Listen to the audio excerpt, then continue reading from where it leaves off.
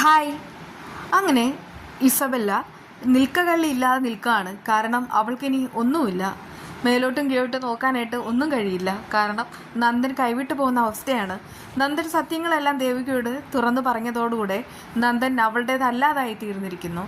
ദേവികയെ കൂടെ അറിഞ്ഞതോടുകൂടെ ദേവിക ഇപ്പോൾ നന്ദനോടുള്ളത് വല്ലാത്ത സ്നേഹം തന്നെയാണെന്ന് അവൾ മനസ്സിലാക്കുകയാണ്. ഇതിങ്ങനെ വിട്ടാൽ ശരിയാവത്തില്ല.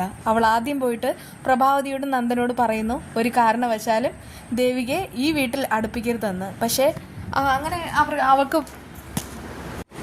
പറയാൻ കഴിയുമെങ്കിലും പക്ഷേ അത് നടപ്പിലാക്കാൻ ഒരിക്കലും കഴിയില്ല. സിദ്ധാർത്ഥനും കൂടെ സത്യം അറിഞ്ഞു കഴിഞ്ഞു. അതുകൊണ്ട് സിദ്ധാർത്ഥനും ദേവികയും ചേർന്നിട്ടാണ് കാര്യങ്ങളെല്ലാം നിയമപരമായ രീതിയിലേക്ക് കൊണ്ടുപോകുന്നത്. നിയമപരമായി പോയി കഴിഞ്ഞാൽ അതോടുകൂടെ ഇസബെല്ലയുടെ കാര്യത്തിൽ ഒരു തീരുമാനം ഉണ്ടാകും. അവൾ അങ്ങനെ ദേവികയെ കാണാനായിട്ട് പോവാണ്. ആ സമയത്ത് ശാരികയുണ്ട് താനും. എനിക്ക് ഒരു പ്രധാനപ്പെട്ട കാര്യം പറയാനുണ്ടെന്ന് അറിയിക്കുന്നു. അത് കാണുന്ന ദേവികയുടെ മുഖത്താണെങ്കിൽ വെറുപ്പ് കൊണ്ട് നുരയാണ്. ശാരിക അങ്ങനെയൊക്കെ തന്നെയാണ്. ശാരിക പറയുന്നുണ്ട്, ചേച്ചി ഇവളെ പറഞ്ഞേക്ക്. അത് കേട്ടിട്ട് ഇസബെല്ല പറയുന്നുണ്ട്, ഇവളും അവളൊന്നും പറയണ്ട, ഞാൻ വന്നത് MLA കാണാനാണ്.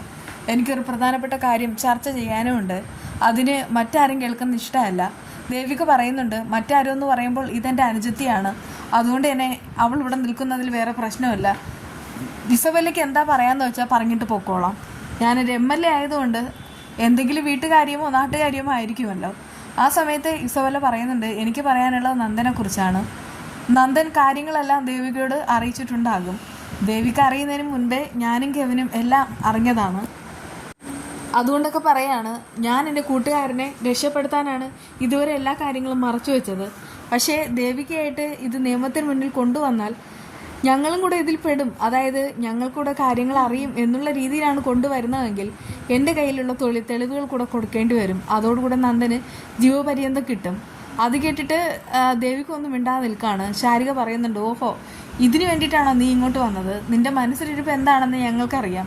അതായത് നന്ദേട്ടനെ നിനക്ക് മാത്രമായിട്ട് കിട്ടണം. അതിന് ഒരു കാരണവശാലും നടക്കാൻ പോകുന്നില്ല. നന്ദേട്ടൻ്റെ ഭാര്യ എന്ന് പറയുന്നത് എൻ്റെ ചേച്ചി തന്നെയാണ്. എന്തായാലും നന്ദേട്ടൻ വലിയ തെറ്റൊന്നും ചെയ്തതായിട്ട് എനിക്ക് തോന്നുന്നില്ല.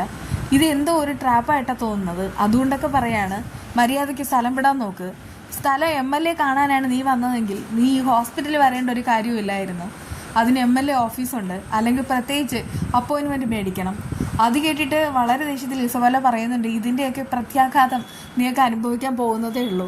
ആ സമയത്ത് ശാരിക കൈ നിവർത്തി അവളത്തെ ഒറ്റ അടി വെച്ച് കൊടുക്കുകയാണ്. എന്നിട്ട് പറയുന്നുണ്ട്, പ്രത്യാഘാതം മതിയായോടി, എന്തായാലും നീ ഇതുകൂടെ ചേർത്തിട്ട് നിൻ്റെ പാപ്പനോട് പറഞ്ഞിട്ട് എൻ്റെ പേരിൽ കേസ് കൊടുക്ക്. അപ്പോഴേക്കും ദേവിക പറയുന്നുണ്ട്, ശാരിക വേണ്ട എന്ന്. ഇസബെല്ല പറയുന്നുണ്ട്, നീ നിൻ്റെ അനുജത്തിയെ വിട്ട് എന്നെ തല്ലിയല്ലേ.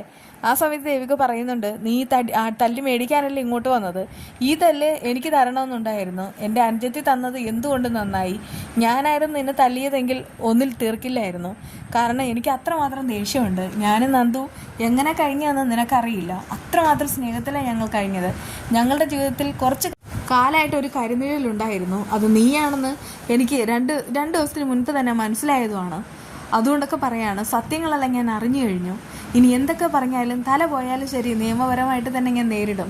നീ ഇപ്പോൾ എന്നെ കാണാൻ വന്നിട്ടുണ്ടെങ്കിൽ ഇതിൻ്റെ പിന്നിൽ നീയും ഉണ്ടാവുമെന്നാണ് എനിക്ക് തോന്നുന്നത്. അതുകൊണ്ടൊക്കെ പറയാണ്, നന്ദനെ രക്ഷിക്കാനായിട്ട് നന്ദൻ്റെ ഭാര്യയുണ്ട്, നന്ദൻ അച്ഛനും അമ്മയുണ്ട്. പുറത്തുനിന്നൊരാളെ ആവശ്യമില്ല. അങ്ങനെ എടുക്കാൻ താല്പര്യമുണ്ടെങ്കിൽ ഞങ്ങൾ പത്രത്തിലൊരു പരസ്യം കൊടുക്കാം. നീ ഇവിടുന്ന് പോകാൻ നോക്ക്.